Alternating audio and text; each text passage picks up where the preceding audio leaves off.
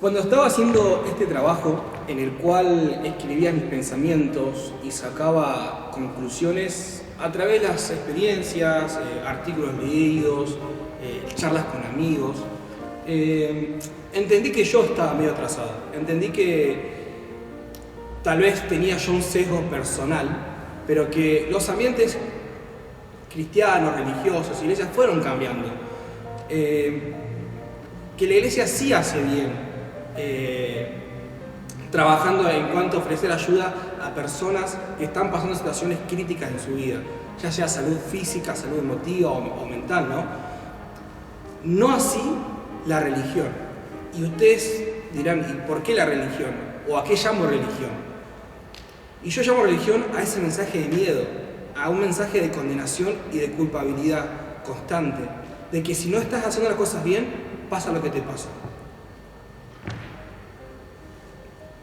Esas normas y leyes que fueron creadas, del día que fueron creadas, fueron imposibles de cumplir. Porque podemos cumplir 3 de esas leyes o normas, pero desobedecemos 5 en la misma acción. ¿Qué quiere decir esto? Que realmente es difícil cumplir esa santidad o esa integridad que se busca dentro de una iglesia, ¿no? Y que te genera esta culpa, esta ansiedad, esta depresión, ¿no? Entonces, para mí la religión tiene mucha culpa a la hora del estrés social que hay hoy, que se vive hoy en la cotidianidad, ¿no? Como en todos lados, en la iglesia hay gente mala y gente buena. Podemos ponernos a filosofar y tratar de explicar qué es lo bueno y qué es lo malo, pero no es el fin de este podcast, al menos de este episodio, ¿no? Pero para salir del ámbito en el cual yo me muevo cómodamente, la salud mental es un tema social que sale de la iglesia. Aunque seas ateo, puedes tener depresión, ansiedad, estrés, ataques de pánico, adicción, pensamientos suicidas. Y yo te quiero decir algo, no estás solo. Tenés personas que están pensando en vos y quieren lo mejor para tu vida. Yo quiero lo mejor para tu vida. Aunque estés escuchando este podcast y yo no te conozca, yo sí quiero lo mejor para tu vida. Porque creo que todos nos merecemos oportunidades para poder crecer como personas y poder mejorar. Y salir de este tipo de patologías mentales. No es de un día para otro, pero créeme que, como dije antes, en el podcast anterior, hablando se sale de muchas situaciones, comunicando se sale de muchos conflictos, que en nuestra cabeza parecen difíciles, pero no es así. Y te voy a dejar esto último, no apagues la mejor herramienta que tiene el ser humano, que es el hablar. Contá lo que te pasa, contá que te queremos ayudar, y que principalmente te quiere ayudar es Dios.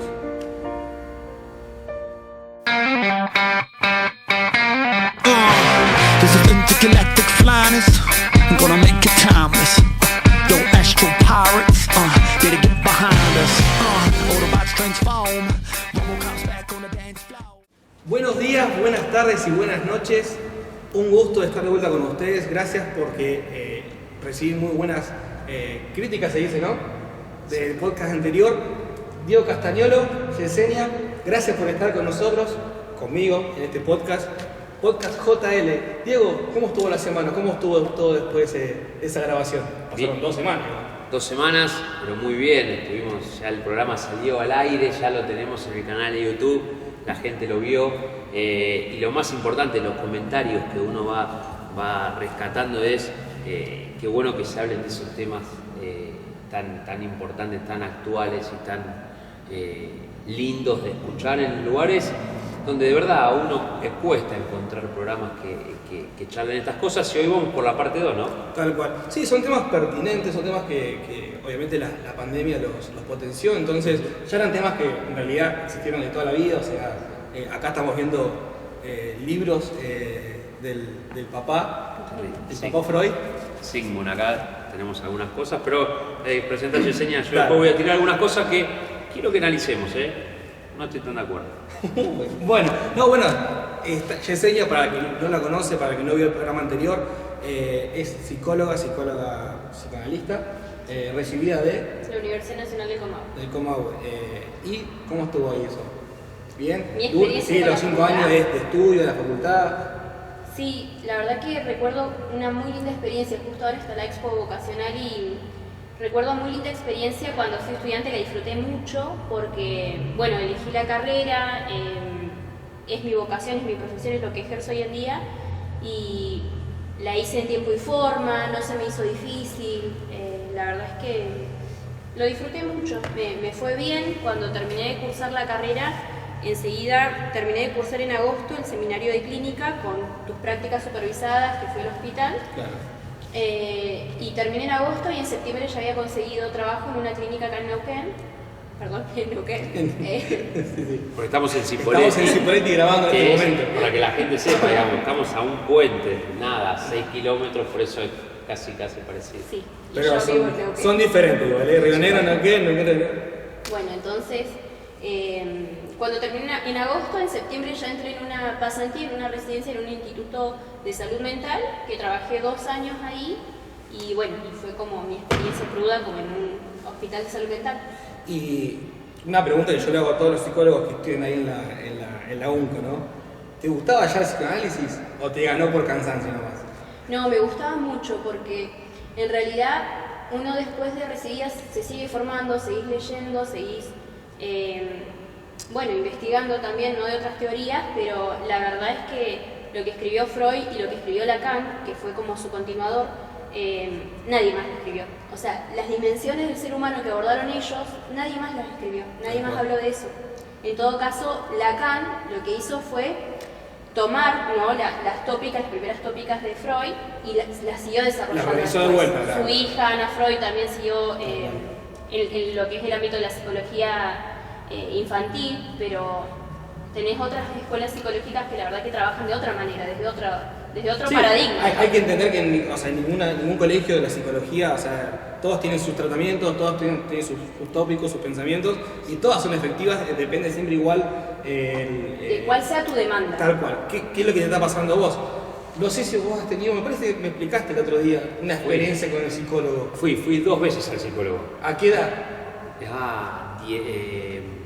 22 y la de 22 me quedé 3 sesiones. ¿Ya estabas casado ahí? Yo estaba casado, claro, sí, sí. Pero ¿por qué? Yo me sentaba, hablaba y solamente anotaba ella. No me daba nada, ¿viste? Una devolución. Listo, terminó. Y yo nunca vi la escritura, no sé que si estaba escribiendo un libro, si estaba en otra cosa o estaba escribiendo lo que yo le decía. Entonces, a la segunda, tercera quería que me diga, che, no tenés remedio o vamos por este lado. Nada, solamente escribía. No me gustó y me fui. No sé si está bien o no, catador de psicólogos, no sé si está bien o no, pero es lo que me pasaba. Necesitaba tal vez otra cosa que después sí la encontré en otra psicóloga. Estuve un tratamiento largo, muy lindo, por año y medio más o menos. Sí, Claro, sí. es que ahí entraste en análisis, esa es la diferencia. O sea, vos en 2 sesiones no entras en análisis. No, tal cual. Bueno, es que son Pero me son respondía, experiencias. me decía algo, Claro, eso, sí, me decía, claro. Diego, Había interacción. Claro. Había interacción, sí, sí. Es clave para mí. Tal no cual. sé. Pero... Bueno, no, sí, la experiencia también, yo también tuve la experiencia de psicólogo y no fue hace mucho, fue hace un par de años, 1 año atrás, 2 años. Y también, justo también era docente, que yo lo tuve como docente, entonces fue como, me familiaricé rápido, ¿entendés? La experiencia que tuve en 2017 con un psicólogo que no sé ni quién era, un pibe más joven que yo, ¿entendés? Y dije, ¿para qué vengo acá? O sea, nada que ver. Yo estudiando psicología, o sea, no es que... Y bueno, cuando estuve con él, ahora con él, lo conocía, me dije, hasta me dio un poco de intriga, che, a ver cómo será, o sea, fue mi docente, ahora mi psicólogo, y la verdad que me ayudó un montón. Obviamente me dijo, vamos a tener 3 sesiones, en el cual yo voy a ver si te puedo tomar tu caso o no. Cuestión es que sí, tuvimos como 7 meses, también bastante, y... ¿Se evalúa? Eso no lo sé, y la gente capaz que se está preguntando también. ¿Hay un tiempo estándar de tener terapia? Porque hay gente que de verdad, vos decís, ¿cuánto hace que hace terapia? No, hace 5 años, es como que ya es una costumbre, ¿no? ¿Hay algún tipo de tiempo estimado que vos decís, esto es normal? Una terapia o un tratamiento dura tal tiempo. Mira, para responderte de manera concreta, en realidad todo depende del motivo de consulta del paciente. Cuando hablo de la religión y la psicología, hablo de una lucha de ideas casi infinita. Para algunos es una cuestión sin resolver y para otros simplemente es una pérdida de tiempo. Para mí, la religión genera un estrés social, o mejor dicho, es un factor de varios, como lo son la economía, la política, entre otros campos sociales que generan un estrés aún mayor en la sociedad que vivimos. En esta parte del podcast hablaremos de esto junto a la psicóloga Yesenia Kidel. ¿Viste? De las reglas humanas. Sí. En realidad eso genera justamente, a ver, si pensamos por ejemplo en el judaísmo, lo que es la religión, la imposición humana, en el querer hacer las cosas bien, en el crear la ética y la moral, justamente es eso, es la imposición, es la carga, es el querer cambiar una naturaleza por la otra. Y es lo que te pasa, ¿no? El hecho de... A ver, yo cuando escribía esto, este podcast lo hice pensando en eso porque es lo que uno vive, ¿no? También el hecho de la imposición, de las normas, de las reglas, y esto de la santidad, la integridad, más allá de que obviamente uno busca eso, ¿no? Uno lo pretende siempre, es imposible, o sea, y lo digo así a frente de todo, o sea, no tengo miedo de decirlo porque creo que esa es la realidad misma, es imposible con tanta presión de cumplir las reglas que Dios te manda, que en realidad es la religión la que te manda.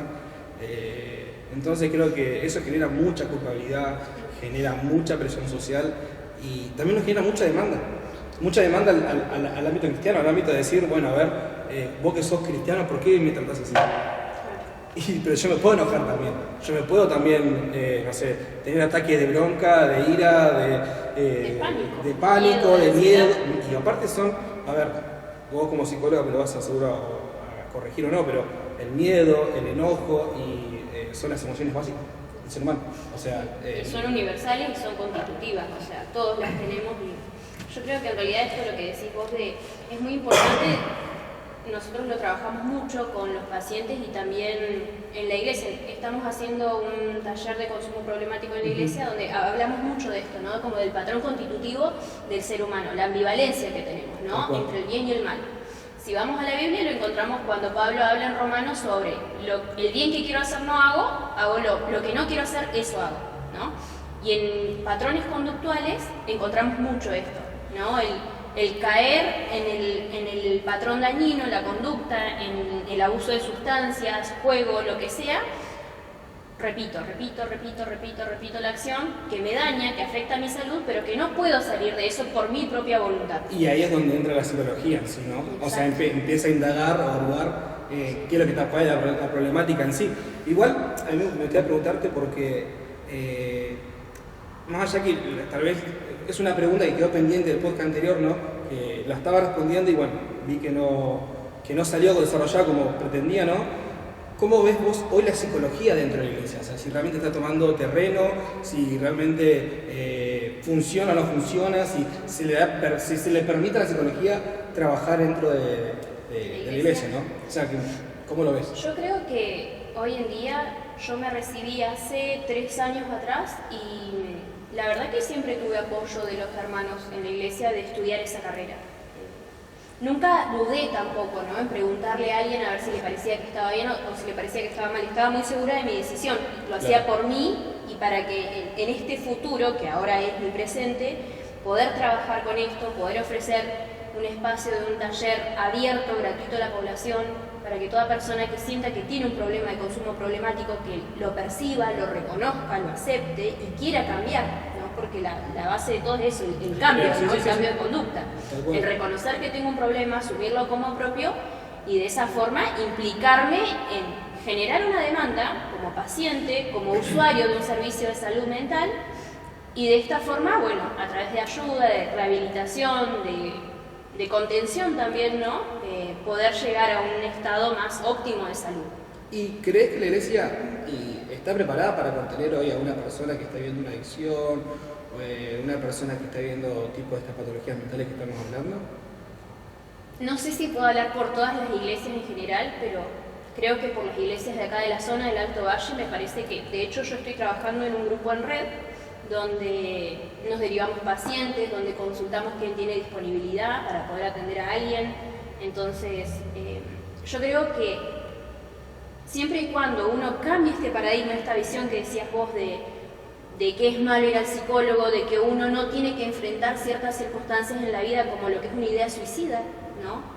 En la Biblia hay un texto que dice que la tristeza del mundo es causa de muerte, pero lo tendría que buscar bien explícito como dice, pero me encanta porque habla de eso, ¿no? De que la tristeza lejos de Dios lleva a la muerte, te produce la muerte, ¿no?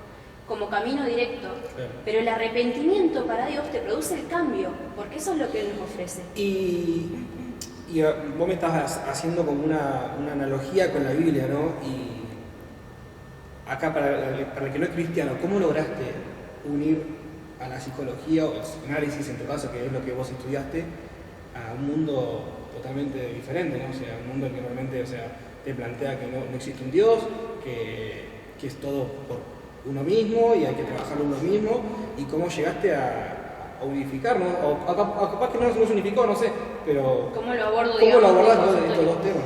En realidad uno como profesional... Y sí, claro, con tus pacientes también lo hablas como lo hablas conmigo, estos temas, porque yo sé que vos sabés que sos el cristiano, entonces vos me nombrás pasajes bíblicos y yo capaz que lo entiendo, pero el que no es cristiano, igual le nombrás, y no, porque en Romanos dice esto.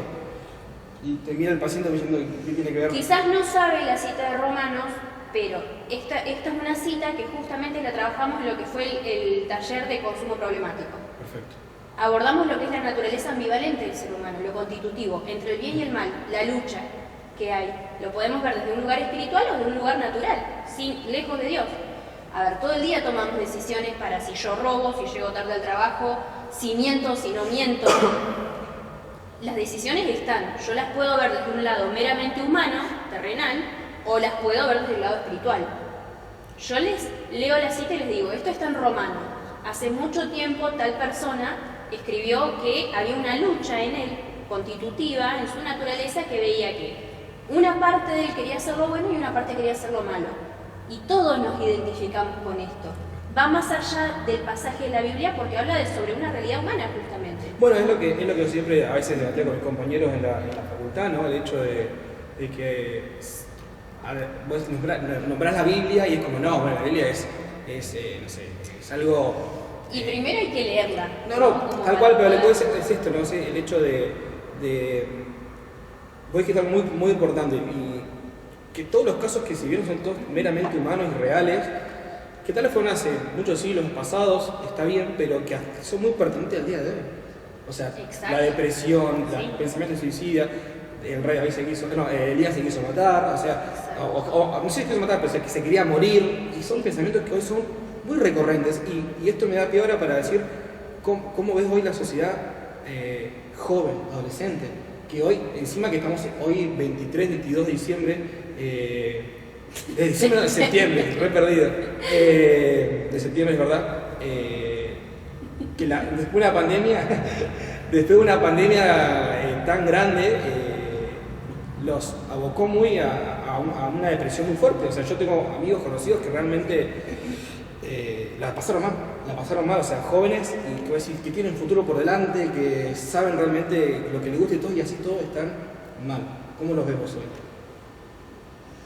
La verdad que cuando uno recibe esas consultas en el consultorio, uno como profesional de la salud mental ve como los estragos justamente, ¿no?, que causó la pandemia, ese cambio de vida tan drástico que tuvimos todos, ¿no?, en el lazo social, en el compartir, en el visitar, en el juntarse, en el compartir un mate, que ahora hoy en día todos se llevan su mate, ya no se comparte más, entonces cambiaron mucho los hábitos de familia, de vida. Pero yo creo que en realidad lo que deja ver esto es que el ser humano es un ser humano, somos seres frágiles, somos seres que todo el tiempo dependemos de nuestro entorno. Pensé que iba a decir sociales. Somos sociales porque es constitutivo, a ver, si lo vemos del psicoanálisis, la relación con el gran otro, con este que me sostiene, que me alberga, que me nombra desde antes de que yo nazca, ¿verdad? O sea, siempre está este otro ahí, el lazo social siempre está. Pero si quizás nos poníamos estrictos en la pandemia, podíamos pensar y decir, bueno, no, pero estamos comunicados a través de las redes. Pero no es el lazo social a lo cual el ser humano está acostumbrado, por más de que en este momento estemos viviendo otro momento tecnológico, de avance, de dispositivos, necesitamos el contacto, necesitamos un abrazo, necesitamos una palabra de aliento. El contacto visual también es muy importante. A veces no es lo mismo que te digan estoy bien, y es un ejemplo del podcast pasado, ¿no? O sea, estoy bien, que te lo digan por mensaje textual. Estoy bien y vos le ves la cara y le ves los ojos Escuchás y su sabés tono que de voz. no está bien, sabés que algo está pasando y ahí tenés la posibilidad de decir, bueno, a ver, ¿qué te pasa realmente? ¿Qué no, o qué no te pasa? ¿Viste? Y cuánto influye, ¿no?, las redes sociales hoy también, hoy a la hora también de la salud mental de los jóvenes, ¿no? Sí, o sea, este tipo de, ¿cómo se dice? No es el orgullo, es cómo te levanta el ego, o cómo la autoestima, cómo te baja o te sube la autoestima, hoy no me gusta. Claro. Cómo realmente te define, aunque te dicen que no, que no le dan bolilla a las redes sociales. Yo siento que hay mucha gente, y a veces me pasa a mí, ¿no? Subo una foto así re fachero para mí y 10 me gusta. Uy, no estaba tan fachero como yo pensaba. No, pero esos 10 me gusta no te pueden determinar. Bueno, justamente ahí hace poco vi un posteo que hizo un psicólogo que hablaba acerca de una foto, no un cartel, no era una foto que decía no estoy subiendo muchas fotos últimamente, pero para que sepan sigo igual de hermosa que siempre, ¿no? Como si una chica lo pusiera. Claro. Y me parece que era súper reflexivo y también válido porque con la era tecnológica, ¿no? Y todo esto de los dispositivos y la imagen y las redes sociales y el mostrarme y el aparecer como en primera plana, ¿no? Surge esto, cuando mi valor, mi autoestima como persona, como mujer, como hombre, como lo que sea, ¿no? O lo que yo quiera quizás mostrar en esa imagen, depende de lo que las otras personas, a cómo las otras personas reaccionan a mi posteo, bueno, va a generar cosas en mí, ¿no? Y hoy es muy común eso, o sea, es muy común, hasta a veces o sea, yo te hablo joven y adolescente, pero a veces veo señoras grandes que ponen filtros, que esto, que lo otro, y que dentro, están en ese mundo metido, que obviamente con el tema de la pandemia se asentó más la tecnología, más redes sociales, más TikTok, más Instagram, más Twitter, más Facebook, WhatsApp obviamente, pero yo no sé qué tan bueno fue realmente ese avance tecnológico. Si va para ese lado de separarnos humanamente, yo creo que estamos perdiendo muchísimo valor como humanos. O sea, nos estamos dejando llevar como por la computadora, por el celular, y creo que ahí está el error. Y por eso yo, gracias por venir, gracias porque realmente tener una palabra en la cual podamos reflexionar sobre que realmente el ser sociable, el hablar, no es solamente para las adicciones es para la vida diaria. Exacto. Sí, la comunicación asertiva es importante en todo, ¿no? En la familia, en la pareja, en el trabajo, en una iglesia mucho más, ¿sí? La comunicación sana, la comunicación efectiva, asertiva. Pero yo creo que a mí me parece que es muy importante, por ejemplo, estas cosas que se están dando ahora, ¿no? Estos podcasts, eventos, ¿no? Donde uno puede hablar sobre lo que es la salud mental, qué sabe el otro sobre salud mental, si fue usuario alguna vez, seguramente alguna experiencia tiene, ¿no?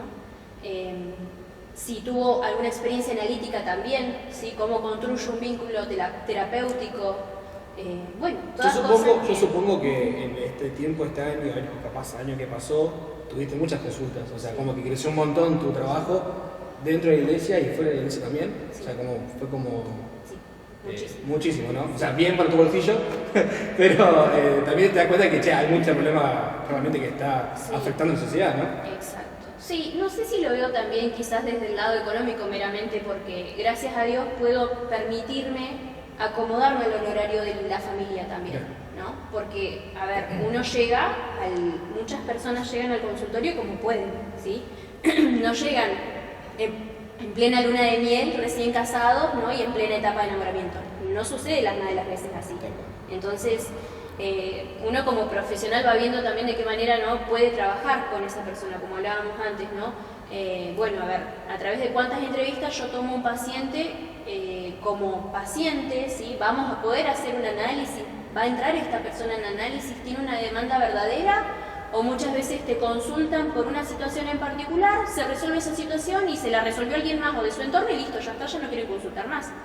Entonces uno ahí puede ver si es una demanda real, ¿sí? De la persona que pregunta, si es familiar, bueno, de dónde viene todo esto también, ¿no? Pero al consultorio llegan las personas como pueden.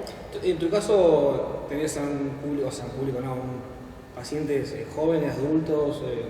¿Cómo sería La mayoría serán un 70-80% niños y adolescentes. estás con niños y adolescentes. Sí. Tengo pacientes adultos mayores también, que, bueno... Perdón, o sea, sin ese nombre, ¿no? Pero mentira, ¿qué te dice Pues yo me acuerdo que fui también al psicólogo cuando tenía 6 años, me acuerdo que yo me hacía pis en la cama hasta los 6-7 años, me parece. Todavía estaba mi papá vivo y era porque, o sea, la psicóloga, ¿no? Dijo eso, ¿no? Que yo hacía pis en la cama porque yo escuchaba decirle papá a otra mujer que claro, no estaba dentro de mi núcleo, es mi hermana, que es mi hermana hoy, pero bueno, mi papá se separó, tuvo mi mamá, me tuvo a mí, pero yo no conocía todavía al otro.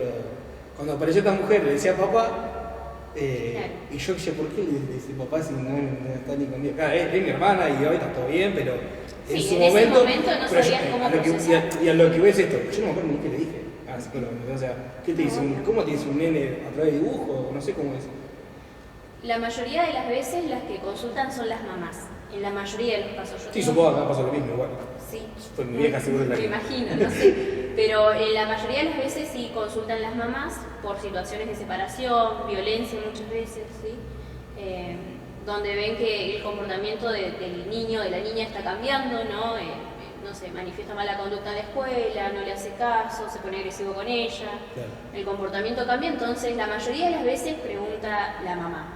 En mi caso, ¿no? Muchas veces al papá pero hay que ella está presente en la sesión sí. Todo el tiempo. No, en realidad esto no es así. En la primera sesión muchas veces entran juntos, más si el nene nunca había ido a la psicóloga, para que me conozca, para que no se asuste, ¿no? Para poder trabajar juntos.